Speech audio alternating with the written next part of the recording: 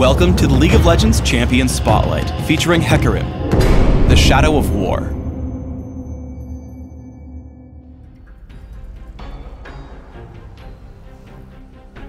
Hecarim is a melee fighter who specializes in high mobility and jungling. Whether striking multiple nearby enemies on the move or leading the charge into teamfights, Hecarim exemplifies mobile, high-impact fighting.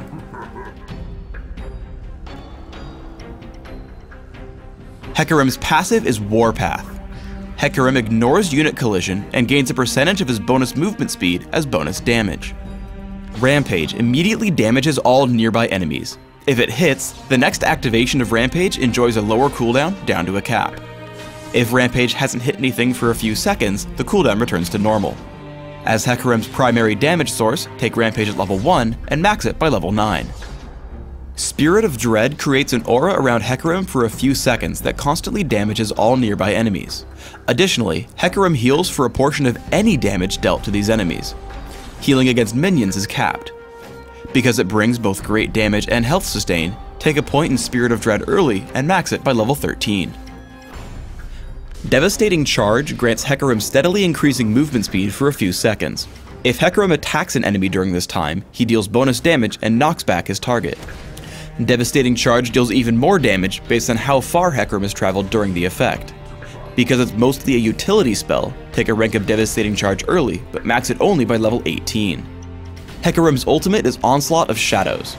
Hecarim charges to target location, damaging and causing all nearby enemies to flee from Hecarim for a short time.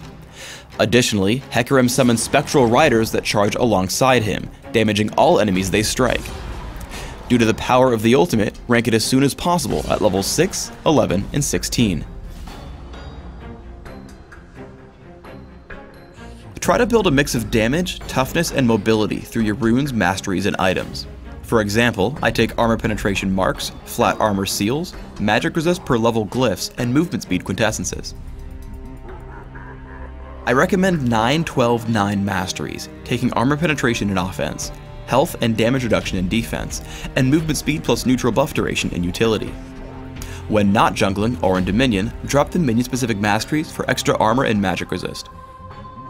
In Classic, I open with Boots of Speed and 3 health potions. I rush for Wriggle's Lantern and Aegis of the Legion, before taking defensive boots depending on the enemy team. Trinity Force is the next major buy. After, I grab a mix of damage and durability through Maw of Malmortius and Frozen Heart. In Dominion, my build is similar. I start with Boots of Speed, Prospector's Blade, and 2 health potions. Aegis of the Legion, upgraded boots, and Trinity Force come next. From here, I adapt my build depending on my enemies, choosing among Randuin's Omen, Maw of Malmortius, Sanguine Blade, and Last Whisper.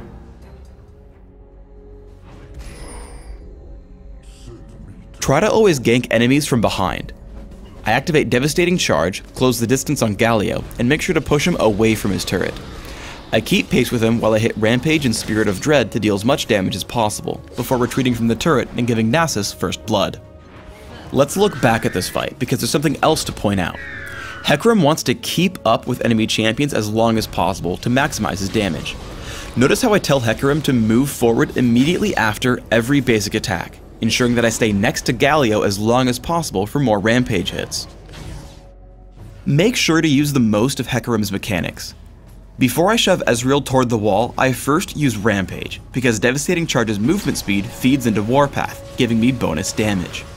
I chase with Ghost as he runs, using Rampage and Spirit of Dread to kill him without breaking stride. I turn on Kayle and hit Onslaught of Shadows to lock her up under the turret and grab another kill. Finally, with Spirit of Dread still active, I Rampage and smite nearby minions to gain health back as I escape. When jungling, try to keep your cooldown reduction on Rampage alive between camps. To do this, make sure that Rampage is the killing blow on the last monster of the camp, then immediately run to the next one. As soon as you're in range, hit Rampage again to keep the cooldown low and enjoy your extra fast jungle speed. In this case, it let me clear the camps just fast enough to grab the Lizard Elder with Smite and run away with Devastating Charge. Remember that Onslaught of Shadows will constantly force the enemy champions to run away from you. Here I initiate on Rammus and move such that he'll run into my team. I push him with Devastating Charge and stay in front of him, cutting down his health with Rampage.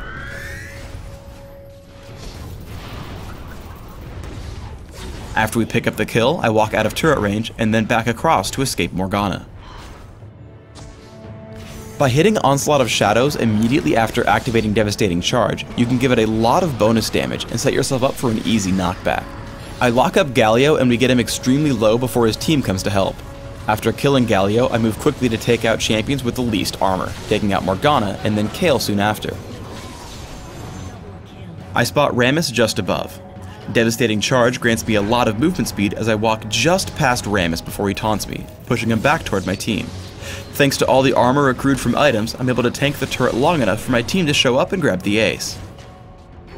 The speed shrines on Dominion are even more useful on Hecarim thanks to Warpath, which converts that bonus movement speed into bonus damage. This helps me catch up to Nidalee for 1 kill before moving down to meet Fizz with Onslaught of Shadows and a second.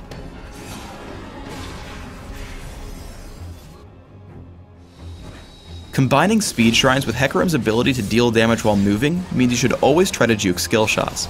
After taking down Nidalee and Fiora, I'm put into a duel against Fizz. I start winning, but then he fires off his ultimate. I dodge away and then chase him down with Devastating Charge. I take him out with Rampage and win control over the middle. Thanks for tuning in to the Hecarim Champion Spotlight. Please subscribe to the Riot Games YouTube channel above, and don't forget to thumbs us up just below the video.